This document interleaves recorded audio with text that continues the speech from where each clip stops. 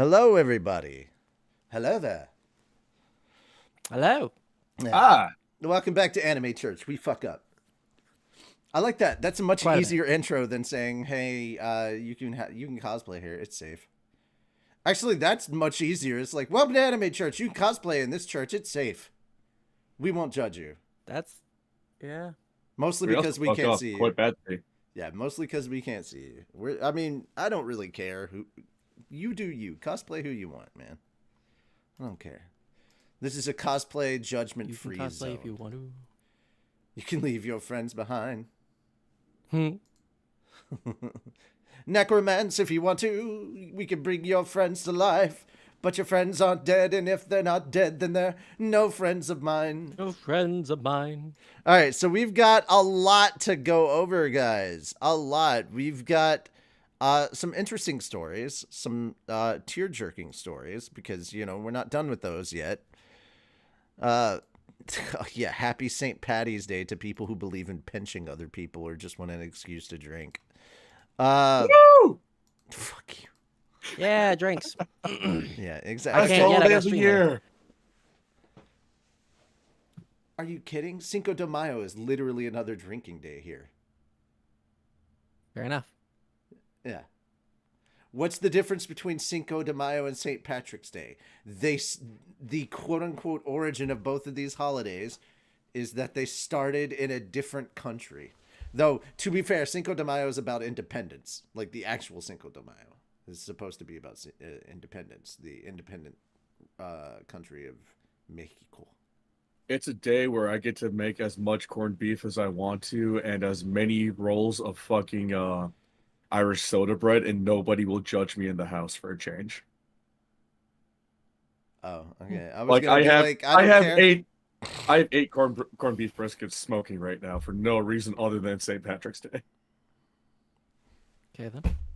Okay. It's all getting given to. I my love that. nations. It's St. Patrick's Day. I'm like, technically, yes. I mean. All right. Here's the thing. Guys. It was March 14th, and I felt really bad because I didn't pick up a pie for Pie Day. I celebrate Pie Day more than I celebrate St. Patrick's Day, and I'm Irish. It's like, that's right. There was a guy here. He fucking drove off some snakes or some shit. I forgot about Pi Day. Oh my gosh. Yeah, I was really mad about that. I didn't realize it was Pi Day until it was like 12:45, and I was like, "Fuck! All the stores are closed." Yep. That having been said, we gotta talk some news. Yes. Let's get into the news, guys. All right.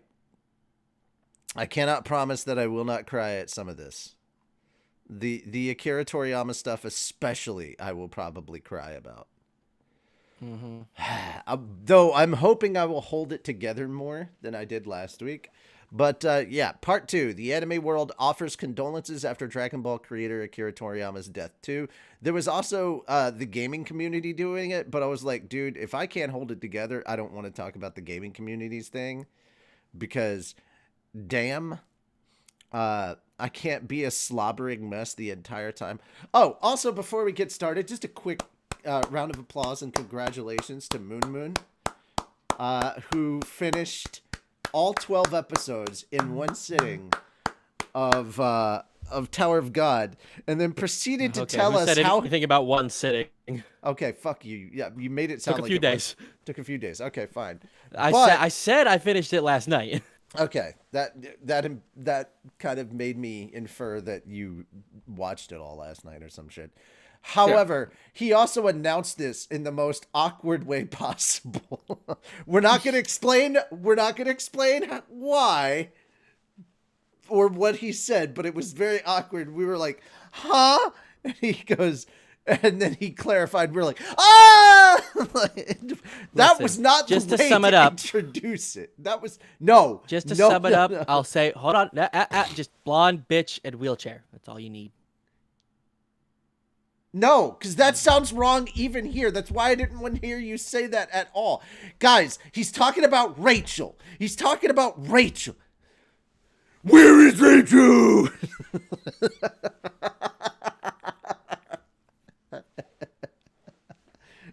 Yeah. Oh man, I was really hoping for one of those jokes in Tower of God, but they didn't do it. And I'm like, you know what? It works that they didn't because they're telling a much better story. But yeah, kind Well, of I wanted mean, to like do all that. they would have had to do is have freaking Rock say that. Where is Rachel? All right. Anyway, all I right. think he refers to her as the blonde turtle.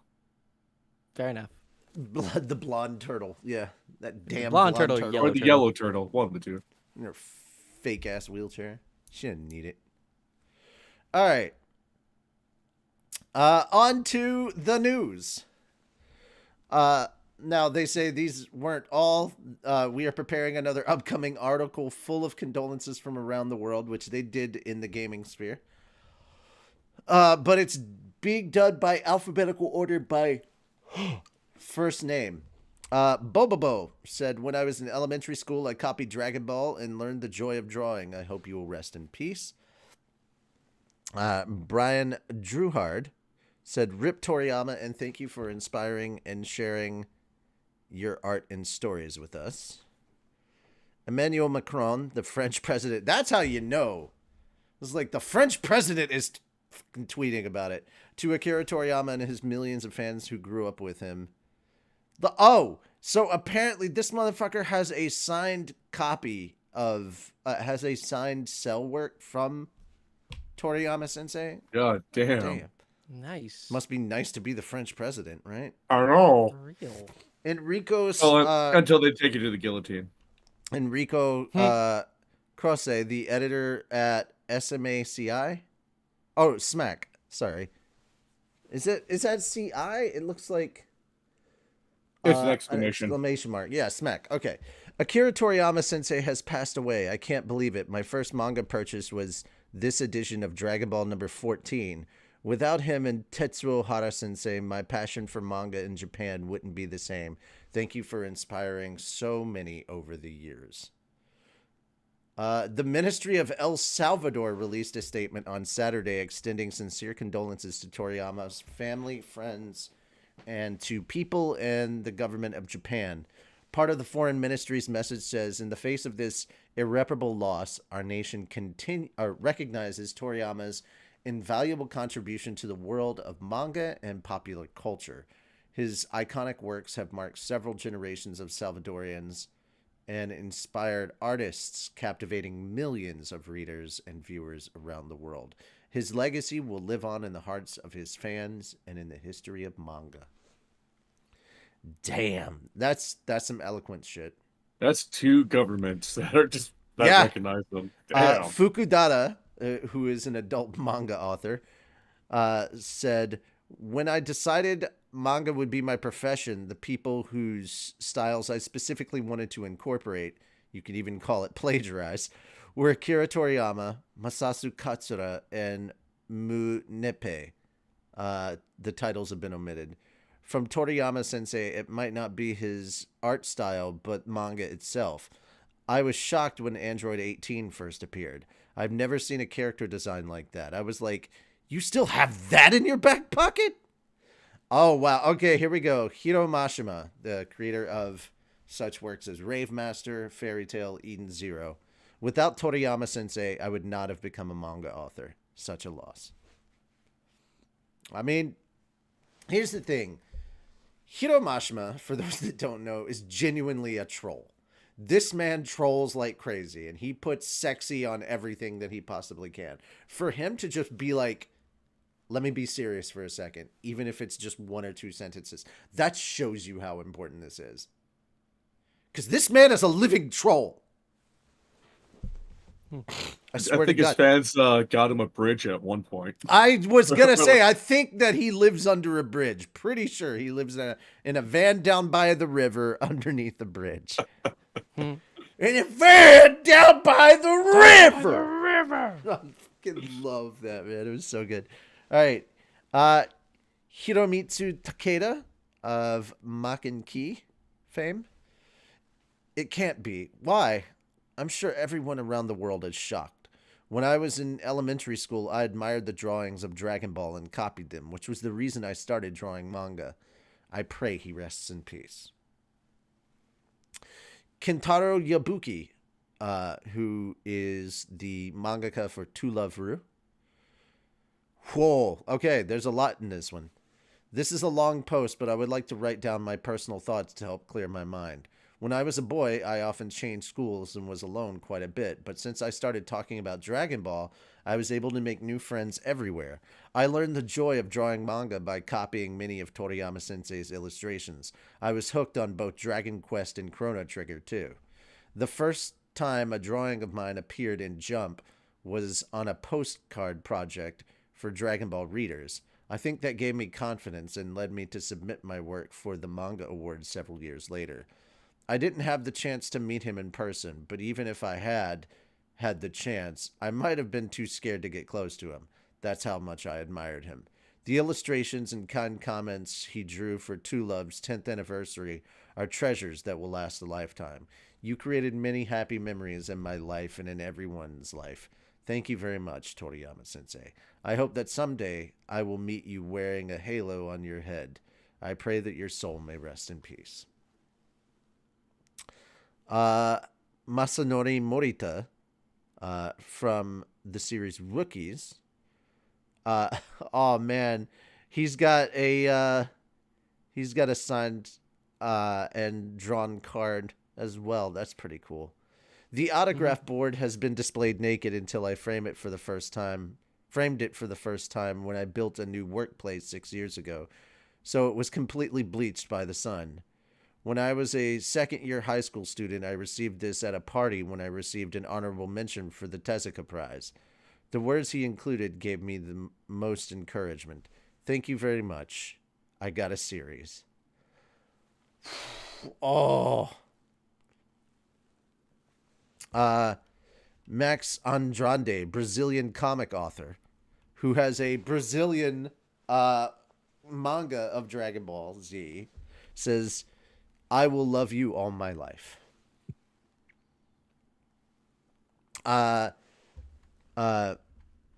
Merividius, a Finnish comic author, and I'm sorry if I'm mispronouncing that. Sad to hear about Toriyama's passing. His art was one of the biggest influences to me when I was growing up. I was also working on a short Dragon Ball Z inspired comic on the side. I need to finish it in his honor. In the meantime, here's some Gokus. And yeah, he drew a bunch of different Gokus. It's pretty cool.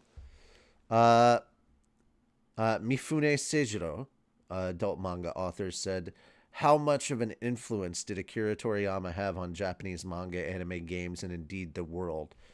I pray for your soul to rest in peace. Minako Uchida said, I feel like I live in a world where Akira Toriyama's works are always in front of me. Rest in peace. Stupid slime face. Mitsuru Miura, the Kabocho wine. Without a doubt, he is a great talent who spread manga throughout the world. What a shame. Manga author. Okay, yeah, and then shared the news. Nate Ming. Akira Toriyama drawing motorcycles is one of my favorite things about Dragon Ball. Oh, Jesus. Okay. This one's a little insane because Naoki Urasawa, if you don't know who this person is, they do stuff like Monster, 20th Century Boys, or maybe you've watched a little series called Pluto. That's them. When I read the first chapter of Dr. Slump in Shonen Jump, I thought, wow, this person will take manga to a different level. Akira Toriyama has since achieved an extraordinary feat. I wanted to meet you once and listen to your story. It's such a shame. I sincerely pray for your soul to rest in peace. Roland Keltz, a scholar. Akira Toriyama's Dragon Ball was the first ever manga series officially licensed and published outside of Japan in 1992. Here's the crazy story about months of desperate faxes between Planeta's Monte-Saman and Shueisha's Chigusa Onigo. Oh, wow. Yeah, and then, because Toriyama ushered in anime to the West. He really, really did. And that's why you have Pikachu in the freaking Thanksgiving Day parade. And now Goku. and And so I think many others. Luffy at one point. Dude, if Goku is not back in the Macy's parade, there is no justice in this world. But I'm also going to say this. If Goku is in that parade, there's going to be a lot of crying people on Thanksgiving. Like, son, why are you crying? No reason, Dad. Salvatore. Maybe more, Dad, why are you crying? Yeah, well, it could be both. Oh, man. Can you imagine that's the most wholesome thing? Dad, why are you crying? Goes into the other room, pulls out the Dragon Ball comics, and starts reading them with his kid. Or pulls out the VHS collection. Oh, DVDs. Turns on. Turn on the old computer. Head to Crunchyroll. All right. Salvatore Pasquarella, an Italian comic author. 1994, 7 years old, Junior TV. That day you opened the doors to a great and wonderful adventure. Thank you from the bottom of my heart, Sensei. I'm getting through it. But man, these are so heartfelt and touching that I'm tearing up. Sensha Yoshida. Of course I like Dragon Ball, but I also loved reading Toriyama Akira no Hatepi manga Kinkyojo as a reference book when I debuted. I would like to thank you from the bottom of my heart and pray for your soul to rest in peace. Dude, getting through that one was much easier because I'm just trying to fucking pronounce the words. Shoko Nakagawa. The Elena in Dragon Quest Heroes and Oracle Fish in Dragon Ball Super.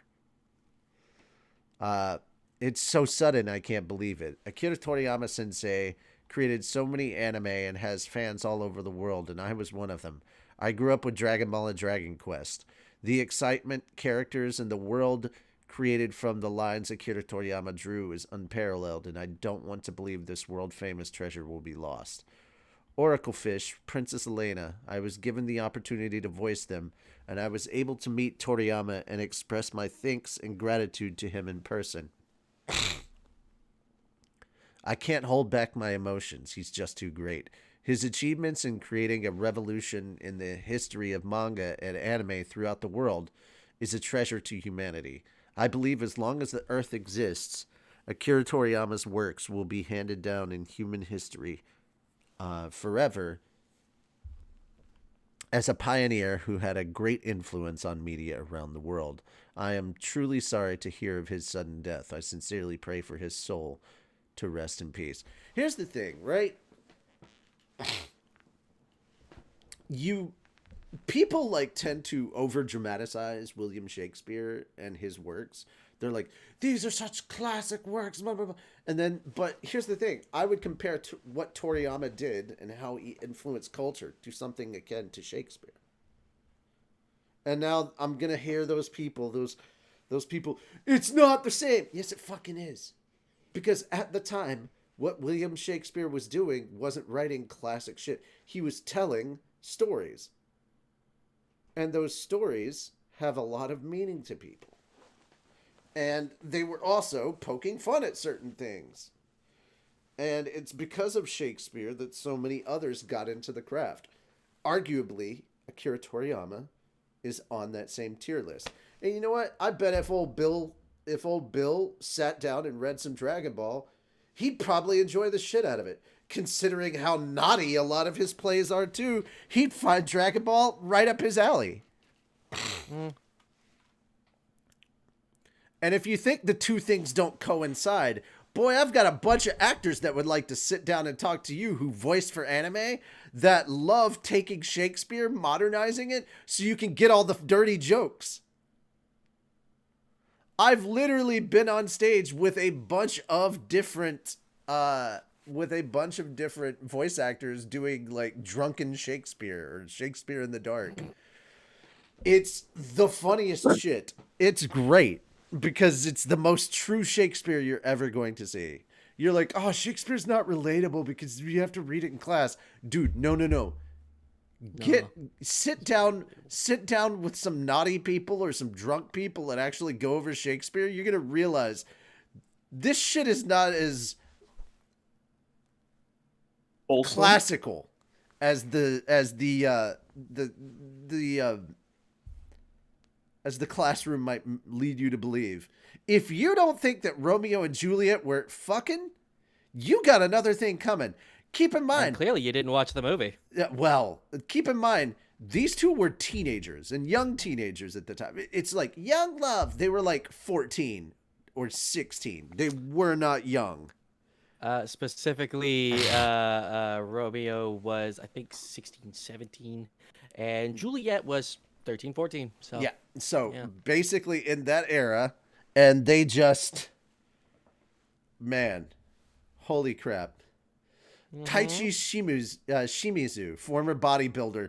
I love this. A bodybuilder that cosplayed as Roshi in his muscle form. That's great. Mr. Akira Toriyama, Dragon Ball was my life. Thank you very much. I pray that he rests in peace. Just simple and elegant. Oh my god, the mangaka for Slam Dunk says, I just can't accept it. Thank you, Toriyama sensei. Here we go. The big thing going on right now. The mangaka for Spy Family.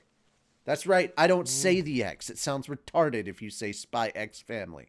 I just call it Spy Family. Sorry, not retarded. It sounds stupid. Anyway, if it weren't for Toriyama sensei, I probably wouldn't have aimed to become a manga author. Even now, when I think of the reader's perspective, I always think of myself as a child, excitedly looking forward to Dragon Ball every week. Thank you very much for all your wonderful works. I sincerely pray for your soul to rest in peace, Toriyama sensei. Look at that, guys. If it wasn't for Dragon Ball, we would not have Spy Family. I mean, there's a lot of Shonen Jump stuff we wouldn't have. The mangaka for Trigun. I guess I should work. It is the effort of those who have been influenced to continue making at least one thing. Farming Life in Another World creator. I was a member of the Akira Toriyama Preservation Society fan club. How unfortunate. Yoshihiro Watanabe. Toriyama sensei, thank you. Yeah, the assistant producer of Beastars. Sorry.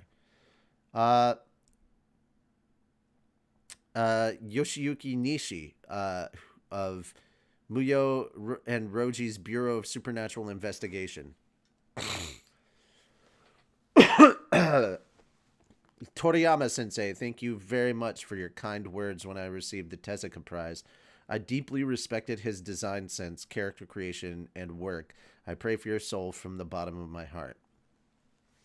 Yusuke Murata, who is the artist for One Punch Man, and not the webcomic, like the actual Shonen Jump stuff. The fucking overly detailed and immaculate looking manga. Seriously, I could do a deep dive on how good the art in that manga is if you did like a side-by-side comparison of the web novel, or I'm sorry, the webcomic versus the Shonen Jump stuff. And Murata sensei also worked on Eyeshield 21.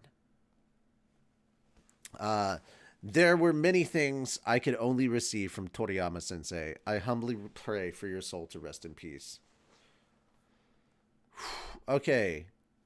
Aoashi manga creator Yugo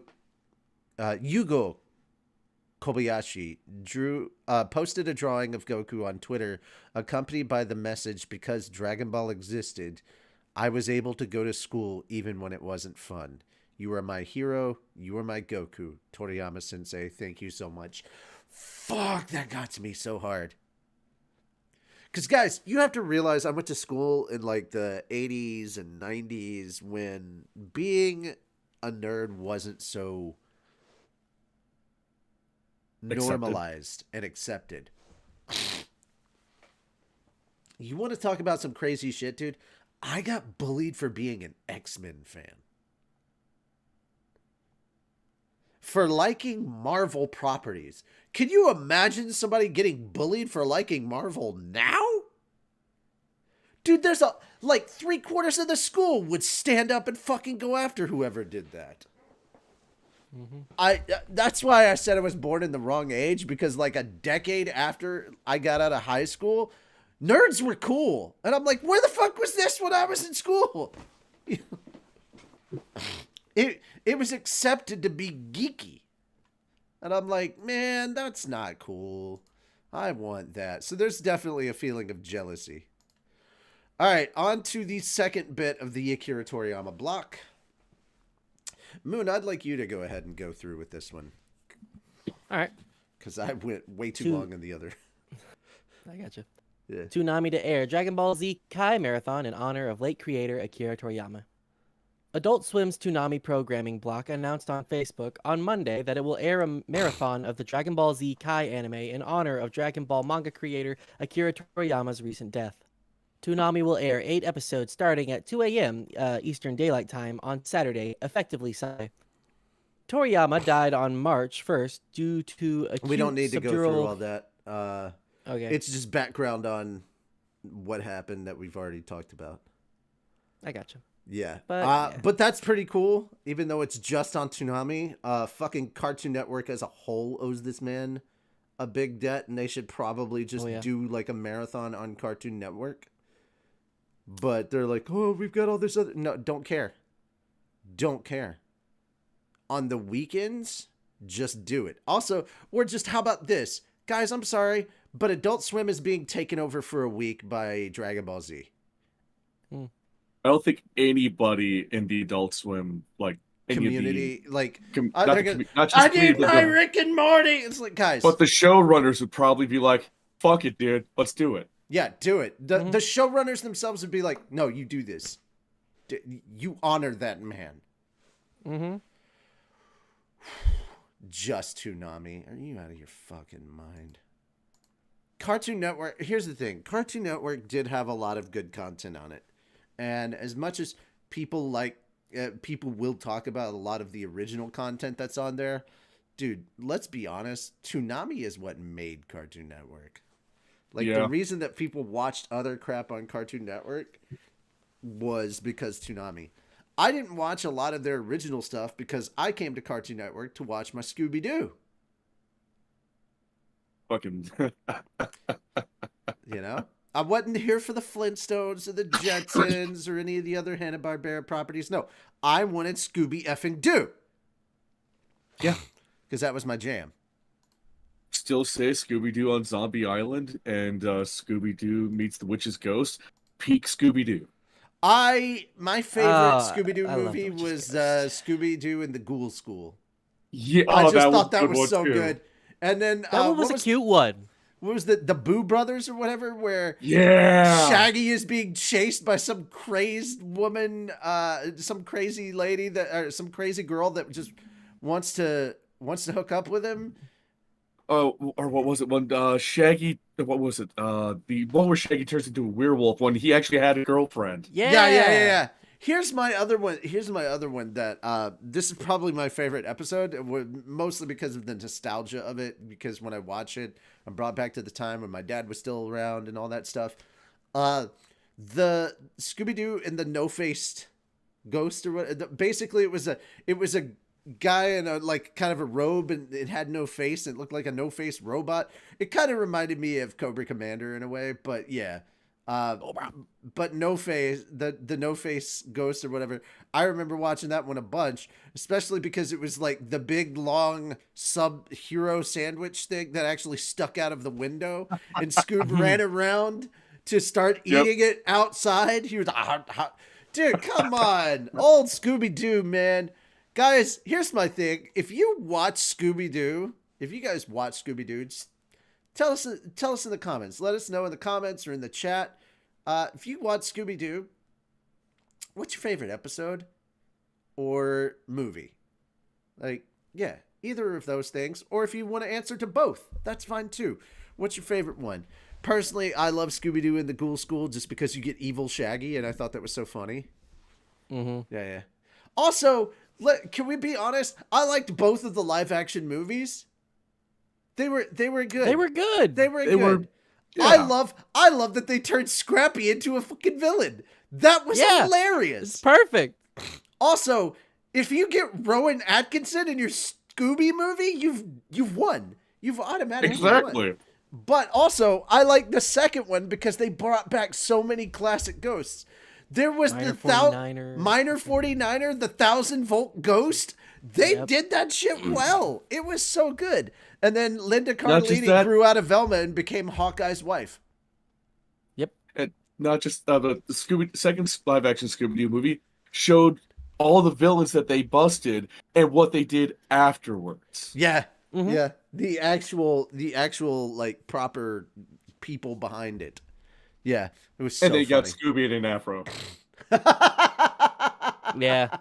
Also, can we just give props to Matthew Lillard for putting on the role of Shaggy? It's so good. And he still loves being He's Shaggy. a damn good Shaggy. Yeah, he still loves being Shaggy. Have you seen him like signing autographs for kids and stuff? And then stepping into the character of Shaggy again. It's so cool. Bless Matthew Lillard. All right, so honestly, Five Nights at Freddy's 2, when they released that, I hope he has like a scene where he does like a pseudo Shaggy while he's chasing after the thief. oh no, man. All right. If ever I get to meet Matthew Lillard, I want to get like a box of just the Scooby Snacks cookies. Yes. I'd just be like, here you go. How many of those do you think he's been given? I don't care. Quite a few, you know. I'm sure he eats them all. Or he hands them out to people because you know people would love that. Exactly. And it's like, here, if you don't want them, just hand them out. Just Shaggy Exactly. seems like the kind of guy that would hand out Scooby snacks too. Yeah, He's look, chill. he may be a very hungry man, but he's also like he shares. He does the puff pass. You know? He doesn't want people to starve. Yeah. He believes in equal food for everybody. Like, come on, dude. Like, come on, man. We gotta have some food. Everybody gets to eat. God damn it. Now I want to go to Golden Corral buffet. Oh, I wish it didn't cost like $20 a head. Oh my God. This is what we're okay. All right. If we get a group of people together, I want to get a Scooby-Doo cosplay group to show up at Golden Corral. I just think that'd be hilarious. Yes. Oh shit, who'd be who though? Who'd be who? Yeah. I think Fenris. I think we could pull off Freddy. I think you could pull off Freddy. Yeah, you look like an ascot kind of guy. Yeah, I could probably do that, yeah. you could probably rock an ascot. Hey, Probably. So hands off the ascot. what am I gonna do? That leaves me with Scooby, Velma, or Daphne. No, you're not. Because Gonna you be have any to of be the girls. Shaggy. Why do I have to be Shaggy? Fine, you're Scrappy. Scrappy Dappy Doo! Puppy power! This is why we don't let you around the good silverware. I don't know what you're talking about. I wouldn't do anything with it. Who would be Scooby? I think we could probably get Lady Chan as either Velma or Daphne. Probably. Yeah. You know, I think we I know who we can Velma? get to be Scooby. Can we get your brother, your niece, and his wife to show up too? Yeah. Probably. I'll Your just be brother like, could we're be doing Scooby. Yeah. His wife could be Daphne or Velma. Uh-huh. And the niece could just, well, be your niece. Be the one Just coordinating it all. Just be the niece. Sure. Well, Coordinating I was the gonna chaos. say because he voiced Exactly. as Raga, you know, we could get Calvin. Stop trying to turn him into a dog. Stop it. Y'all But he's the started it. Y'all goodest made of him a wolf. boys. He's the bestest of boys. Okay. All right. On to upcoming teasers and trailers and things like that. Ladies and gentlemen, Call of the Night Season 2 was announced with a teaser visual. Ko Yamori's Sleepless Nights with Vampires are set to continue as a second season of Call of the Night anime adaptation has been announced. And there's a teaser visual featuring Nazuna Nanakusa Anko Ugusu and the show's recognizable background color palette. Yeah, guys, this is just kind of a vibe show to watch. This is available on High Dive. Highly recommend you check it out. I'm not going to go through the returning cast, but basically there's a visual tease for it. They do have a teaser trailer, and the visual art looks phenomenal. But yes, Girl is a Vampire, Boy Can't Sleep. Easiest way to Yeah. sum up the entire series. Yeah, kind of, sort of, you know? Kind of, sort of. All right. Fenris, you have the next one, because I believe this one was something that was up your alley. I don't remember if you submitted it or if I did because I saw it. You did. I sent you the Call of the Night stuff. Oh, okay. I think I did that on Monday during the Light Novel stream. Yeah, probably. Adult Swim streams Rick and Morty, the anime early preview titled Tammy vs. Space Beth. Adult Swim's YouTube channel began streaming an early preview video for the Rick and Morty, the anime series on Sunday basically reiterating the goddamn title. They need their word quota, apparently. The show will premiere on Adult Swim and Max in 2024 and will also air on Adult Swim Canada. The anime will be an original work with adapted themes and events for the main Rick and Morty animated series. Takashi Sano from Tower of God is writing and directing the 10-episode series at Telecom Animation Film, known for Lupin III and Shenmue the Animation. He previously directed the Rick and Morty vs. Genocider and Summer Meets God, Rick Meets Evil animated shorts. Sola Entertainment is producing the series, and producers include Maki Nagano, Max Nishi, and Takanari Maeda. Yuki Uzono from TAF is the animation producer, and Yuki Kakizoe from TAF is the assistant producer. Jason DeMarco and Joseph Cho are executive producers. Arisa Matsuzawa from TAF is the art director, and Makiko Kojima from Studio Road is the color designer. Suki from Suki Production is the CGI director. Kaori Kobayashi is the special effects supervisor. Tatsuo Noguchi from TDF is the composite director, and Yoshihiro Kasahara is the editor. Koichi Izuka is the sound director, and Tetsuya Takahashi is composing the music at Terra Musica. OC from Code of Zero performs the opening theme song Love is Entropy with Cameron Earnshaw. Otonezi wrote the lyrics and composed the music and arranged the song.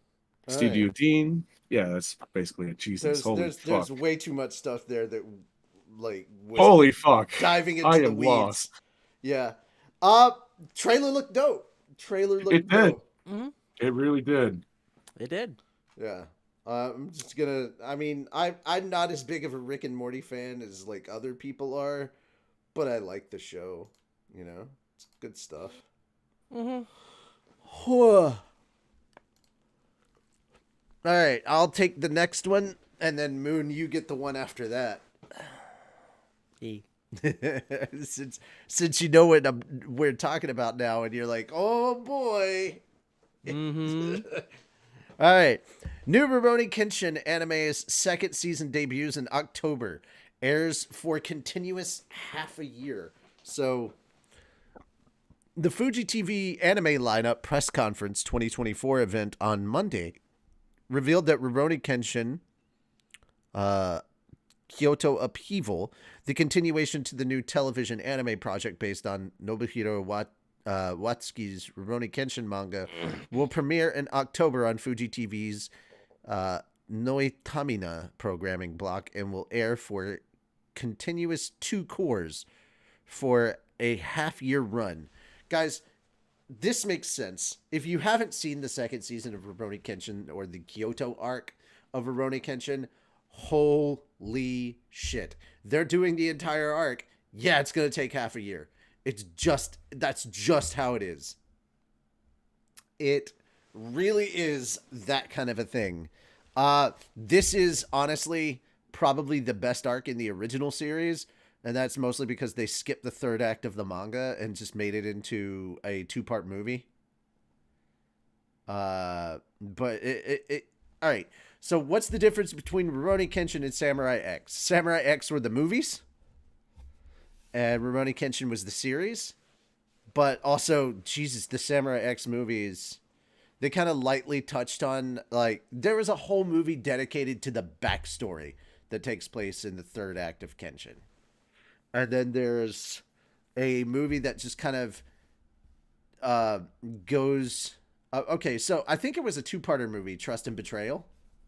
Samurai X, Trust and Betrayal. And then there was a movie that basically told the story of Kenshin kind of... or everybody recounting all the stuff that Kenshin had done. And then by the time you get to it, you get to see Kenshin in his last days and everything. It's insane. And it is tier worthy.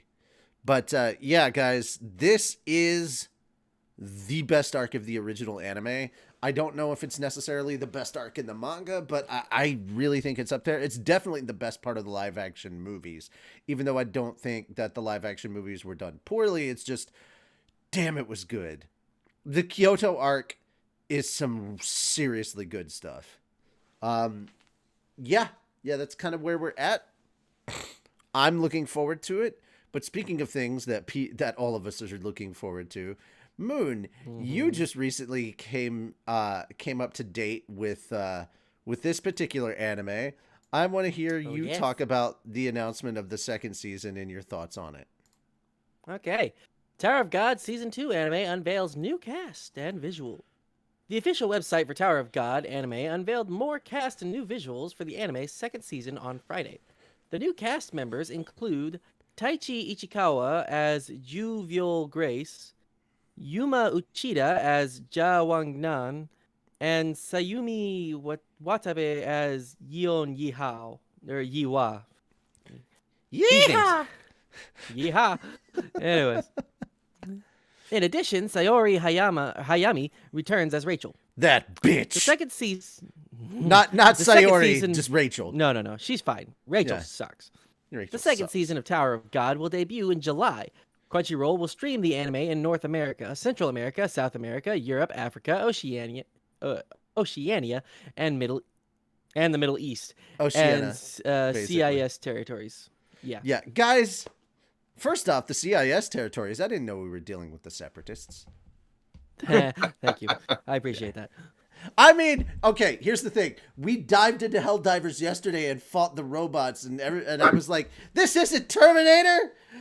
This is the Clone Wars! I started blowing them up. Blasted clankers! I would start calling them tennies very soon. But, all right, so I want to get your thoughts on this. We got season 2 coming up in summer, so not too far away. Because spring starts in 2 weeks. Yeah. So we've got just a tad of time until spring starts, and now we're talking about Tower of God in the summer. I'm looking forward to that lineup. I can't wait until we get towards the end of spring and we're starting to recap the spring and actually talk about the summer. I will be doing a recap of spring. We'll at least do a recap of Solo Leveling. By the way, who saw episode 10? Okay. All right, cool. We will give our thoughts on that shortly. But yeah, some good stuff. All right, Fenris, can you take the next one? Suicide Squad Isekai Anime's third trailer video previews ending song. The staff for Warner Brothers Japan and Wit Studios' original Suicide Squad Isekai anime revealed a new main visual and the anime's third trailer, which previews the ending theme song Go Getters by Mori Calliope on Thursday. Mori Calliope will also make an appearance in the anime stage event at Anime Japan 2024 on March 23rd. Mori Calliope? Yeah. The VTuber? Yeah. Okay. So Death herself.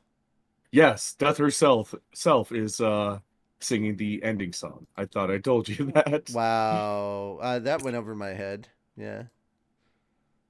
The anime will premiere globally in 2024. Tomoyasu Hote is performing the opening theme song, Another World.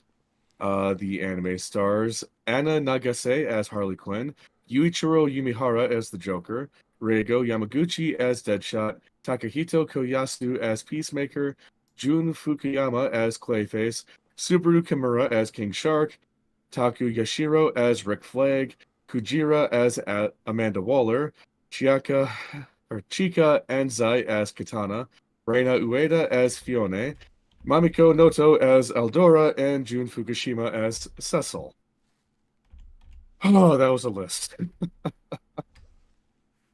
Warner Brothers describes the original anime story. In the crime-ridden Gotham City, Amanda Waller, the head of Argus, has assembled a group of notorious criminals for a mission.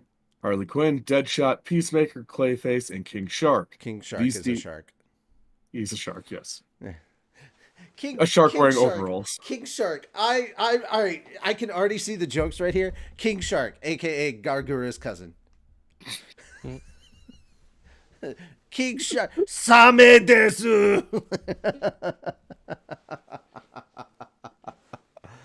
All right. Sorry, guys. Fuck you for being right. Yes.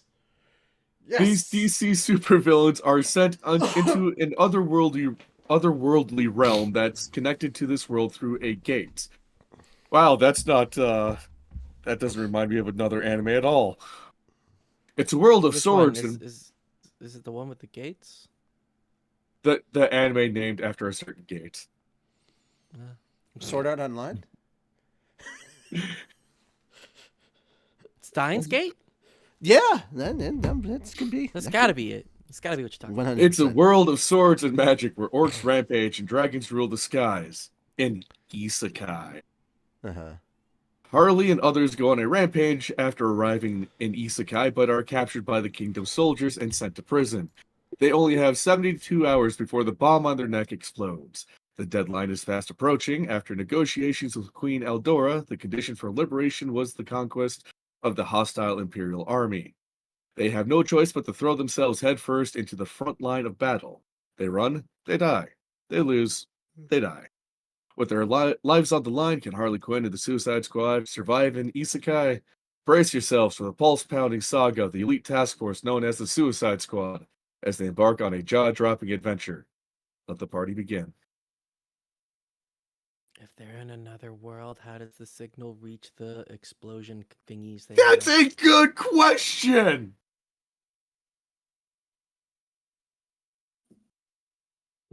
Like, if the signal gets cut off, when the bombs just automatically explode? Like, I'm fairly certain that's something that they had set up in one of the comics or something about the Suicide Squad. Correct me if I'm wrong, Richie. You're more I have the no idea. superhero buff I am. I have no idea. I don't read the Suicide Squad stuff. So, even though it's Batman adjacent with Harley, no. I don't read the Suicide Squad stuff.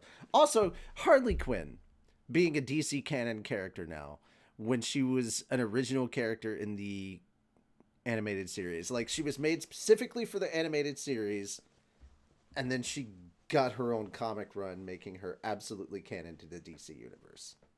Yeah. Mm-hmm. Yeah. It was great. Hiya, B-Man. All right, anyway. On to the next thing.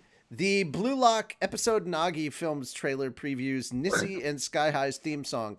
All right, I watched the trailer. Fucking thing is catchy. Goddamn song is catchy. The official website for the anime film of Koto Sanamiya's Blue Lock episode Nagi spinoff of Muneyuki Kaneshiro and Yusuke Nomura's Blue Lock soccer manga debuted the film's full trailer on Sunday. The trailer previews the film's theme song Stormy by artists Nissi and Sky High, and as I said before, it is damn catchy. Now, as for the trailer itself, it's kind of a retelling of the events of Blue Lock as you've kind of seen them. Well, for some of it, but from two different perspectives. So you're not seeing it from the main character's perspective. You're seeing it from Nagi's perspective, which is interesting. And you're going to see some stuff that we have seen in the anime to this, from this different perspective, and some new bits. So I'm kind of interested, but I'm more looking forward to Blue Lock season 2. If you have not watched Blue Lock, highly encourage you. It in a sea of sports anime that are all about coming together as a team, uniting as a team, the team spirit, all that stuff. And I kind of get that. This is the story that says, fuck all that. I'm going to be an individual and I'm going to be the best. And the rest of you are just my underlings. Get on my level. It is the most raw, unapologetic, fuck you, it's all about me, egocentric sports anime out there. And you know what? It was so refreshing. It was such a refreshing take. Honestly, when I first saw it, I did not think it was going to do that well. Because I'm like, the whole sports anime series is like fucking like it's supposed to be about this. Oh, I was so happy to be proven wrong. The other thing that's absolutely beautiful about this is literally the fact that that this anime does not give a fuck about the sports genre. It's like 100%. It's soccer, but like with the action scenes of what you would expect a shonen series to get. Like it's why does soccer have action scenes? And I gotta say, the soccer stuff seems way more realistic than Kuroko no Basket. Like, I get it, guys. Kuroko no Basket has some crazy good animation for a basketball anime, but the tropes about DBZ meets basketball equals Kuroko no Basket is 100% true. This, while it does have some of that in there, it definitely feels less like DBZ. It's just more like it belongs in the soccer world. Also, nobody's stopping time yet and doing any crazy shit. Nobody's got like these insane powers that you find to be unbelievable. Yeah, if you haven't watched Blue Lock, go watch Blue Lock. It's really good. And then if you want to know more, go over to K Manga and read Blue Lock. There you go. All right. All right. Fenris. You have the fairy tale block because I don't want to talk about fairy tale anymore. You made the one article. I spent my whole fucking career talking about fairy tale for almost a decade. I'm over it. Fairy Tale 100 Years Quest anime's teaser reveals cast, staff, and July debut. The official website for the television anime of Hiro Mashima and Atsuo Ueda's Fairy Tale 100 Years Quest sequel manga posted a new teaser tape. Why can I not fucking talk Here's now? the thing. This is the messed up thing. I was thinking about this because Fairy Tale, Todd Habercorn, and I was like, fuck, what do I do if I see Todd again? Do I do the Fairy Tale salute? Do I do the, do I flip a coin like the Drifter ting, ting, ting? Or do I just salute for Liberty because he's the general in the opening tutorial? Why not all three? Ting, ting, ting. Yes. God damn it. No, that's so dumb. No, it doesn't work. And? I'll have to tell you about this. No, I'll have to tell you about this later, dude. It's so fucking funny, dude. New teaser trailer for the anime on Tuesday. The teaser reveals the anime's cast, staff, and July premiere. Tetsuya Kakihara, Aya Hirano, Rie Kugamiya, Yuichi Nakamura, Sayaka Ohara, Satomi Sato, and Yui Hore all reprise the roles as Natsu Dragneo, Lucy Heartfilia, Happy, Gray, Natsu. Gray Fullbuster, Urza Scarlet, Wendy, and Charles, respectively. The Fairy Tale anime series director Shinji Isahara is the chief director for the new anime, while Toshinori Watanabe is directing the new anime at JC's staff. Atsuhiro Tomioka, who wrote scripts for many episodes of the previous Fairy Tale anime, is supervising the anime scripts. Yorika Sako is designing the characters. Shoji Hata is returning from previous series as sound director, while Yasuharu Takanashi also returns for the music. Kodansha USA Publishing publishes the manga in English, and it describes the story. Natsu, Lucy, Happy, Urza, and the whole Fairy Tale Guild are back in action, and they've decided to tackle the 100 Years Quest, a job no one's dared to take on since the founding of the Guild more than a century ago. A mysterious town, a baffling spirit, a ghastly new enemy, and a brand new continent to explore. 1 year with real friends, the adventure never stops.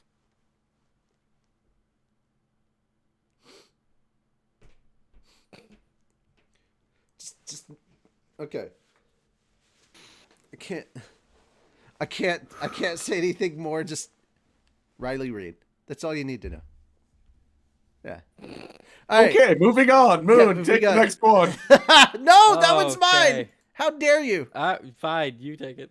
How dare you We telling haven't Moon to heard from take Moon mine? in a while, damn it. Yeah, but he's not taking slime. He's not That's taking fair. slime from me. That's fair. Slime is his baby. Yeah. Fine, All you right. can take Mario. In perfect fat dog fashion, we're ending with the best. That time I got reincarnated as a slime. Season 3 anime's third promo video previews opening theme. Now, here's the thing. I'm not really into like the openings and endings for slime, but like we got a lot more content out of this video. Like there was a lot more. And again, they're focusing a lot on the whole Hinata versus Rimuru thing. And I get that there's a lot that happens in that book, and you could stretch it out and make a decent sized anime out of one book. But if season 3 is just the Hinata versus Rimuru fight, buddy, book 7 doesn't have that much content. Also, I was a little thrown off that they kept so much of it during the day, because I could have sworn some of this fight stuff happened at night. But whatever. It looks great. The official website for the third season of That Time I Got Reincarnated as a Slime television anime began streaming the third promotional video on Thursday. The video previews Stereo Dive Foundation's opening theme song, Peacekeeper. The anime's 45.5 episode will air a week earlier than the season's premiere on March 30th. The episode will recap the Demon Lord's banquet, aka Walpurgis, with commentary by Diablo and Veldora. Not the sportscasters you'd necessarily want to have. Oh, no. Oh, yeah. The season will premiere on April 5th at 11 p.m. or 10 a.m. Eastern in the Friday Anime Night programming block of the NTV channel and 29 affiliates. It will also start on BS11 on April 6th at 10 p.m. NTV will air 2 compilation specials, the newly recorded narration of the first 2 seasons on April 3rd and 4th. The show will air for 2 continuous cores for a half-year run. All right, here's the thing. I think the first core is going to be Volume 7, the whole Hinata Rimuru thing. And then the second core is going to be volumes 8 and 9, the whole Tempest Founders Festival, the big festival that we have in the next 2 books. I think that's what's going to happen. We'll see. All right.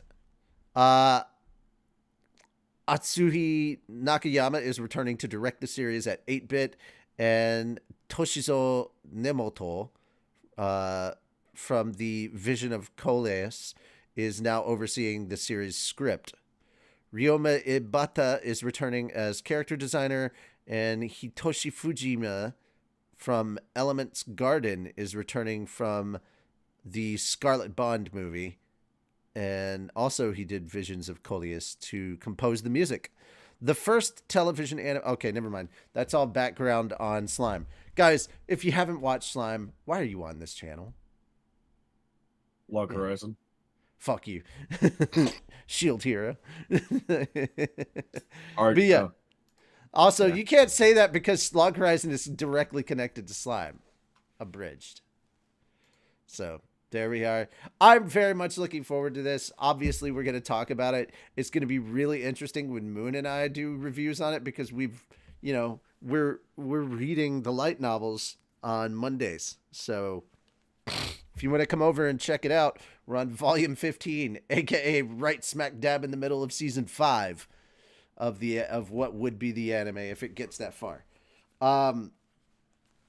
So yeah, looking forward to that. Man, once again, we got bangers coming out this spring. We got the second core of Mushoku Tensei season 2. We've got Slime. Man, Isekai's like living it up, man. Yeah. This season. We got the bangers, the top 2 dogs of Isekai going in head to head. It's great. Alrighty. Moon, we're out of Yes. we're out of trailer hell. Let's talk about what's going on in the world of nerdy news that's not full on trailers. Anime. Yeah. Well, no, there's still Okay. anime in here. It's just not trailers. Okay. Yeah. Anyways, Nintendo and Illumination confirmed new Super Mario animated film on April 3rd, 2026. Nintendo confirmed in a press release on Sunday, March 10th, or Mario Day, that a new animated film based on the world of Super Mario Bros. Is in the works with Illumination. Returning partner Universal Pictures plans to release the film on April 3rd, 2026, in the United States and many other markets. The announcement does not specify that the new film is sequel to the Super Mario Bros. Movie from the same companies last year. Illumination founder and CEO Chris Meledandri and Nintendo representative, director, and fellow Shigeru Miyamoto are producing the new film. Directors Aaron Horvath and Michael Jelenic and screenwriter Matthew Fogel are returning from the last year's film for the new project. Is it weird that I didn't shouldn't read go this first. article, but as soon as you said that March 10th was Mario Day, I immediately got the correlation of 10 looks like an I and an O, and I was like, of course they did March, M-A-R, and then 10 is 10 Yep. I-O. They've And been then doing I that looked for over years. and I was like, damn it, I didn't know about this. Yeah, every You know- March 10th they have Mario news or some Mario thing happening. Dude, if Except for I somebody think it on the was one street- year they had the year of Luigi. If somebody on the street walks up to me and says Happy Mario Day, I'm just gonna turn and look at them, blink twice, and go, May the 4th be with you. Okay, Fair it's enough. also Revenge of the Fifth. I thought it was Revenge of the 6th. No, it's Revenge of the 5th. Return of the 6th. No, Return of the Jedi has nothing to do with that. It's also Revenge of the 6th because 6th sounds more like Sith. They do both. Revenge of the 5th and Revenge of the 6th. Yeah, Hey. but that's not the order. Not my problem. Fucking- Also, if you were gonna go, May the 4th be with you. Revenge of the Sith should be May 3rd, in that order. May the 4th be with you is New Hope. May the 5th would be Empire, and then 6 would be the Return of the Jedi. We don't talk about 7, 8, and 9. Yeah. What are you talking about? Exactly. Well, Anyway. you didn't hear 7, 8, 9, and it was tragic. But I heard, Through the 9 enjoyed grapevine? it, so hey. I heard it through the grapevine. Grapevine. Everybody remember the old Raisin Bran commercials with the California raisins? Yeah. The stop Yes, motion. actually. I remember the claymation, old that shit was show. great. Yeah. Yeah. Yeah. But yeah, I'm happy that Mario's getting a second film, but I want the live action Zelda to come out first. Please. Yeah. Please, yes. Guys. This Friday,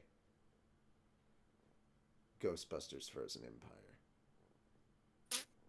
It is this Friday. We get a new Ghostbusters. I'm already seeing like all the props and stuff that they made. That like, I'm sorry to take a pause here, but I do want to talk about this because this falls under nerdy stuff. But like, Adam Savage went on to the sets and everything when they were filming, and he got to see how they did the sliming effects. So actually, the whole thing of Slimer passing through Finn Wolfhard and him getting slimed and everything, the actual him getting slime part is practical because they put like a slime thing on him where like it will be it's like a giant squib of slime instead of blood on front and back, and they have it timed so it goes off at like very specific. I'm like, that's practical? Fuck yeah, that's awesome.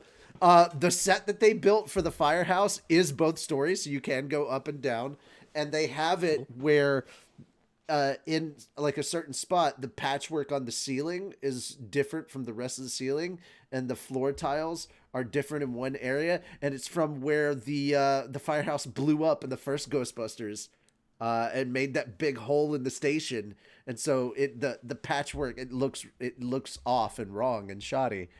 But yeah, it's still so good. And then they showed off like the upgraded proton packs. It was so cool. I'm geeking out. I can't wait. I'm looking forward to it. If you have not seen the international trailer, please check out the international trailer because it looks so. It's such a different vibe and tells more of the story, and it's a little darker. Anyhow, A little darker? yeah, it's a lot darker. Fenris, tell us about the Gundams. Mobile Suit Gundam Silver Phantom development screenshots are unveiled. Further details coming on March 22nd. The development video is currently region locked to Japan, which is unfortunate. I would love to actually watch that. This is where Like we need that's a gonna- VPN sponsor so we can plug that. Like that's gonna start. Like that's gonna stop any pirates. That also doesn't stop me because I also Yeah. have VPN. Also, yes, but you won't have subtitles. That's why I'm studying Japanese. That well? I've been studying Japanese for like 3 years. Over a decade, and I can still only figure out half of what's being said in the Cowboy Bebop unsubtitled version that I have. Fair enough. Yeah. Exciting news for Gundam fans and VR fans alike as development of the new virtual reality video work Mobile Suit Gundam Silver Phantom progresses significantly. Today, March 12th, the most recent updates on this highly awaited project were released, marking a watershed milestone in the path to bring this famous universe to life in virtual reality. Mobile Suit Gundam Silver Phantom, also known as Phantom of Silver Ash, represents a groundbreaking collaboration between Bandai Namco Filmworks and Atlas V, a Paris-based VR production powerhouse, with distribution helmed by Estrella, a veteran in VR releases. The project is set to premiere on the cutting-edge MetaQuest VR headset, offering fans an immersive experience like no other. It's not cutting edge. It really is not cutting edge. Meta. The reveal took place at SXSW 2024, South by Southwest, a globally renowned creative conference event held in the Austin Convention Center, USA. The South by Southwest panel session saw the participation of notable figures such as Meta's XR producer Ryan Genji Thomas, esteemed director Kenichi Suzuki, and Bandai Namco Filmworks executive producer Naohiro Ogata. Kenichi Suzuki, known for his works on Gundam Evolve and SD Gundam Sangokuden Brave Battle Warriors, has been confirmed to direct Silver Phantom. Fans are excited about the announcement, which promises a blend of Suzuki's visionary direction with the immersive potential of VR technology. The presentation not only presented the new title, but also discussed the technical hurdles and unique solutions used to translate the Gundam series into VR format. Attendees were given a behind-the-scenes peek at the production process, laying the groundwork for what promises to be a historic release in the world of virtual reality entertainment. As anticipation grows, the prospect of additional details to be revealed on March 22nd keeps the community on edge. Fans are invited to remain tuned for the next wave of information, which will reveal more about the story, gameplay, and immersive experiences that Mobile Suit Gundam Silver Phantom will provide. For anyone interested in learning more and staying up to date on the project, the official website offers a wealth of information and will most likely be the first source of fresh details as the March 22nd announcement approaches. Okay. I don't know how to feel about this. I'm kind of mixed. I didn't realize it was VR, and I'm like, no. Why would I want to watch an anime in VR? Yeah. I've actually been following this. It's supposed to be like a open world movie where you can explore what's happening in the film at any point. It's definitely a experimental take on what Yeah, it I was should gonna be. say, for some people that may seem groundbreaking. For me, that just seems like a travesty. Because, like, as a writer who has to tell a story, now have to tell a story about like 50 other things that are not in any way, shape, or form related to the main plot. Fuck. The only downside I've seen about this is meta. Yeah, no. The downside If it I was see in here is VR. if it was the Gundam or like the Gundam Metaverse that they're relaunching that has nothing to do with the company, yeah, I'd go for it. But I don't want Zuckerberg to have my money and information again. Well, Fuck that android or that reptile, whatever the fuck you want to call him. like, here's my thing. I don't mind watching anime in, like, say, VR chat if we did it as, like, a group thing. But, like, watching a VR anime is very different. Like, maybe I'm just the weirdo here, but I like my linear storylines. I don't need to go branching off into 5 or 6 other things. Like, if you want to tell those stories, great. Do it after you've told the main plot and we have all that information, and then we can be like, oh, isn't that interesting? That's where, not stopping in the middle of the story, just like fucking go talk to Jimbo the NPC over there, you know? See, what I'm hoping they decide to do is the VR is the aspect of one of the side characters, so you are actually part of the story witnessing it. I can kind of sort of see that, but like at the same time, I feel like that's kind of all storytelling in general, unless you're talking from first person. But for the most part, I feel like the camera is like its own character that's kind of along there. Like it's not an active participant, but like we're a character in this story in some way, shape, or form. Yeah. Especially when the fourth wall gets broken, we're definitely part of the movie then. All right, Moon. I know this is exactly up your alley. Yeah. Hololive. Oh, yep. Yeah, like we have Hololive's. Oh, son of a bitch! Every fucking I was time. trying to start you in. So we've had all this bad news in the VTuber community. Time for some potentially good news. Hopefully. Yeah.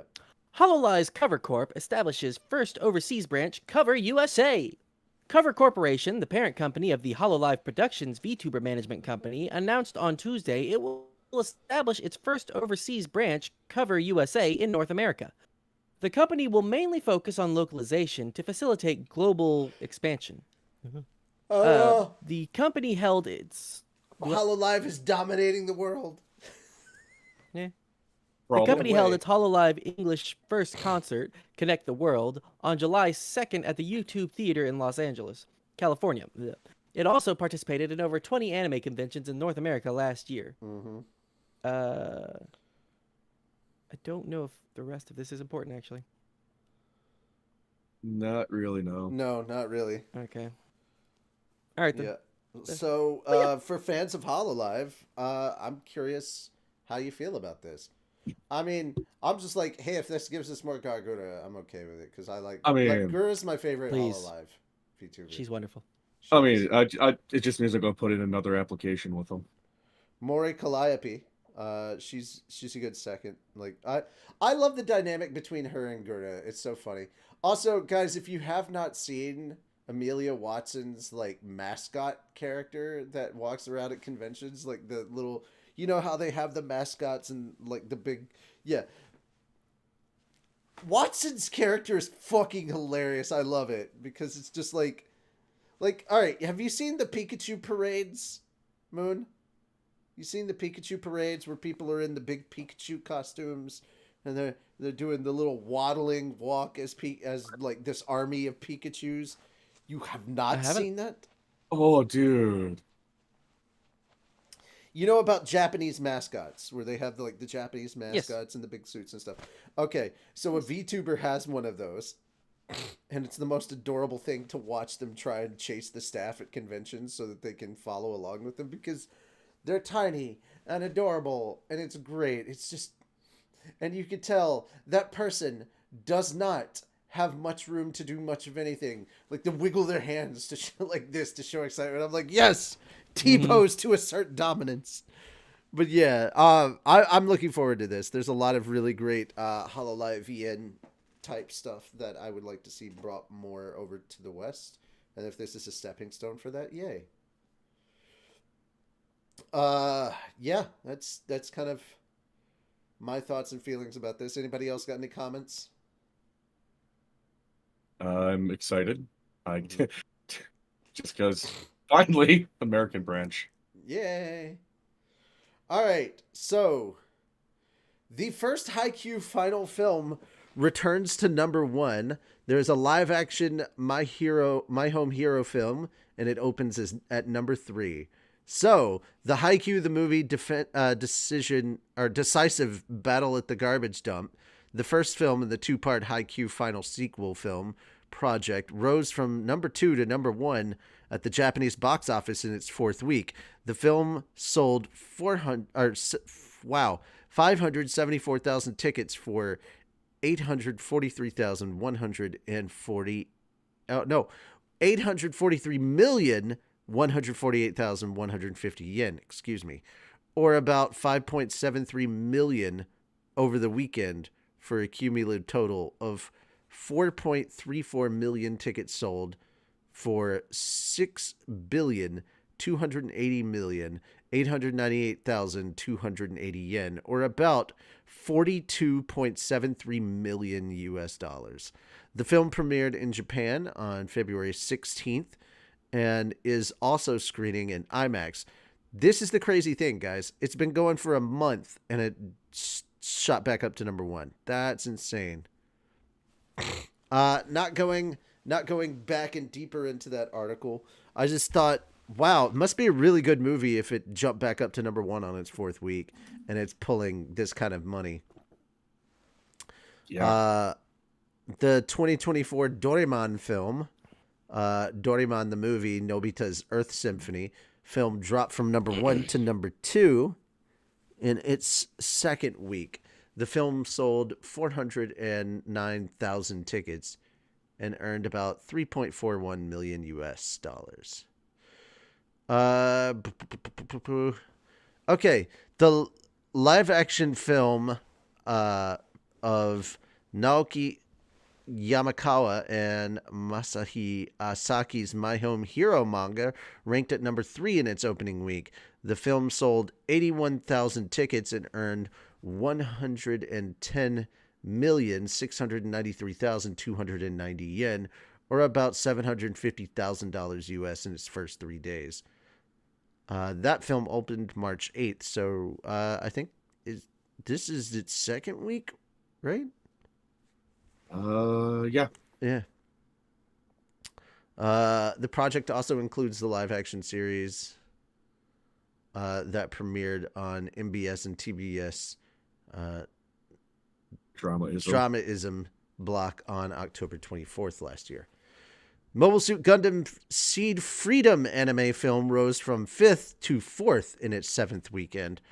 The film earned 114,434,540 yen, or about 776,000 US dollars, from Friday to Sunday. It has sold a lot of tickets. I'm not going to keep going through all the numbers, but basically it has $26.34 million. The film is screening in 353 cinemas in Japan, 40X, MX4D, and Dolby Cinema screenings starting on February 9th. It did.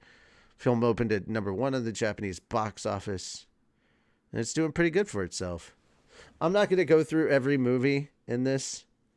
The Golden Kamuy movie is out, and I guess it's been around. Yeah, it's been around a while because it's its 8th week, so it's been out for 2 months, and it's at number 10 now. Demon Slayer thing dropped off the top 10 in its 6th week. So good. I mean, Demon Slayer movie stuff, just it doesn't need to be there. I get it, but like here, I like that we have this Godzilla -1, guys, Godzilla -1, Oscar-winning movie, Godzilla -1. How do we feel about that, gentlemen? It won the Oscar for Best Visual Effects. Finally, Godzilla got some love in the U.S. Finally. Yep. Cool. I loved, if you did not see it in the Oscars, you should definitely check it out, because the entire team that came up to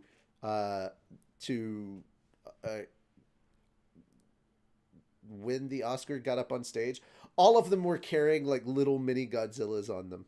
It was fucking adorable. I loved it. I'm not even a big Godzilla fan, and I was happy for them. I think that was great.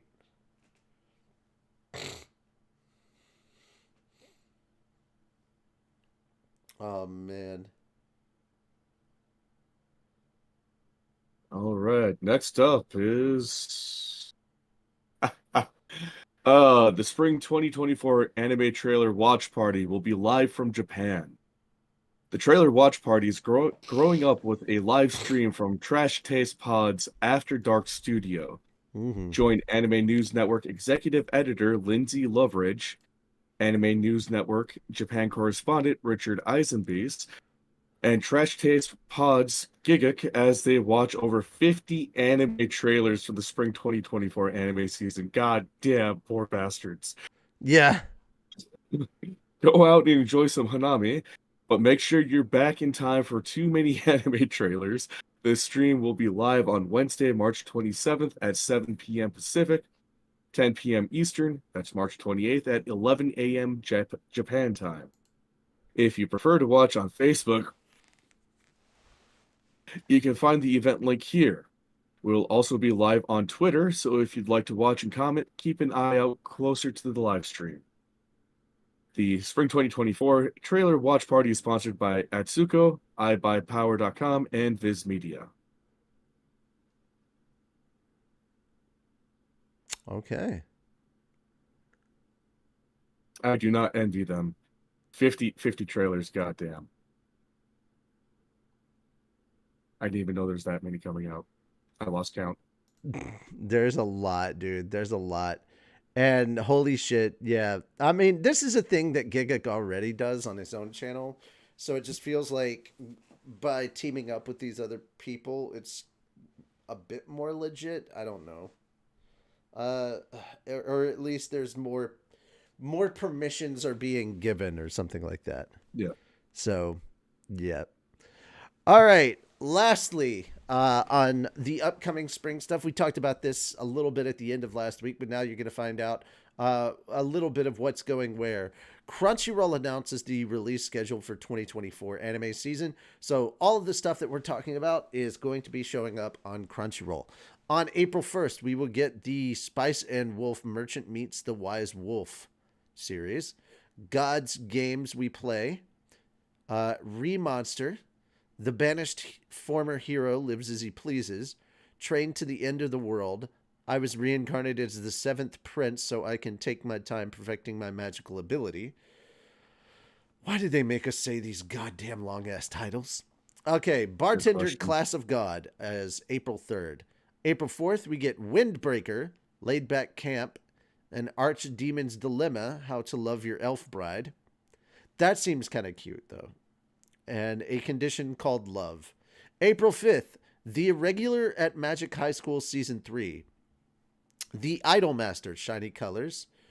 Nijion Animation 2, and Astronaut.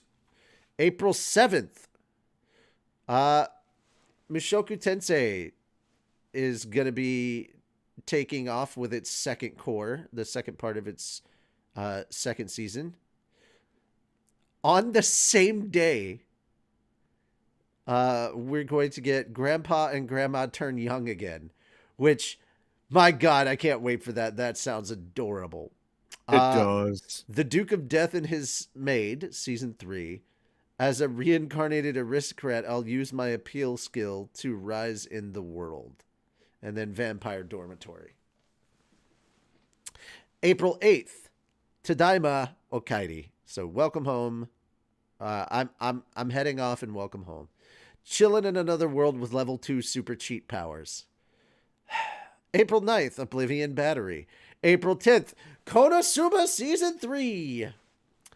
Viral Hit, The Many Sides of Voice Actor Radio. April 12th, The Misfit of Demon King Academy 2.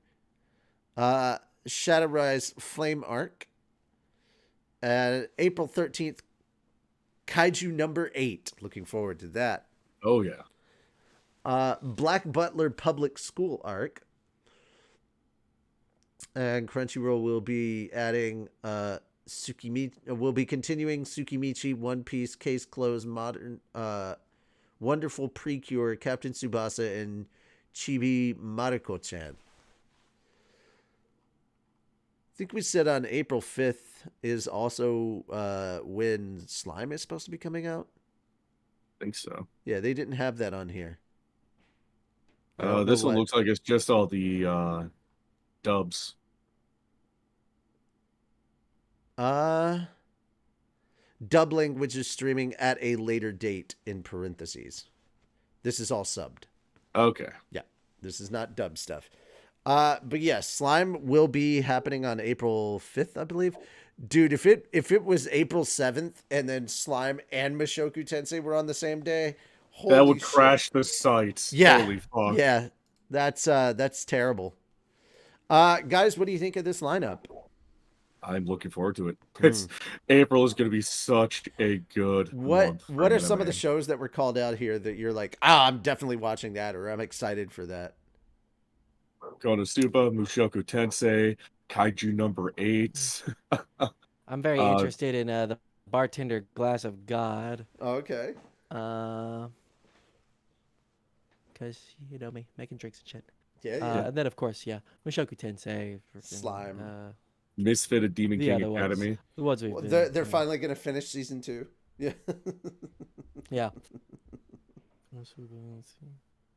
So yeah, that's what we got coming up. Tadaima Okade sounds a little cool. Cute. I want to see the grandpa and grandma are young again thing.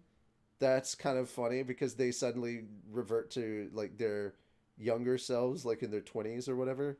And I'm just like, bro, I wonder what that's all about. That sounds cute. All right, guys. Well, that's pretty much everything. Yeah, we will call it here. We're 30 minutes early on ending. This gives us a good amount of time to get ready for the next show. Come hang out with us. We are going to be doing solo leveling at 6 p.m. Central Time, so in 2.5 hours. You know what? That gives us at least enough time for like 1 or 2 rounds of democracy. or probably more likely for us to jump into getting a specific server ready for Friday's Fan Friday, where we will be doing Sons of the Forest. We're just going to build the base so that we can just have people come in and not have to worry about building for the whole stream. You can actually experience the story of Sons of the Forest. All right. That having been said, guys, thank you so much. We really do appreciate it. We want to thank you for coming by. Once again, this is Anime Church. We fuck up. And, of course, your cosplay is very welcome here and not judged. That having been said, I'm Richie Roberts, your Minister of Science and Technology. I am Moonlight Sparks, your Minister of Arceology. Praise Arceus. And I am Fenrir Saru, your patron saint of Snackos. And we will see you on 2.5 hours. Yeah. I was going to say later, but yeah, we'll see you in 2.5 hours. And well, of course, that is later. Yeah, I mean, I will see you later, just 2.5 hours later. And of course, we'll be back tomorrow night with some more slime. All right. Talk to you all then. Take care and bye-bye for now. Bye-bye.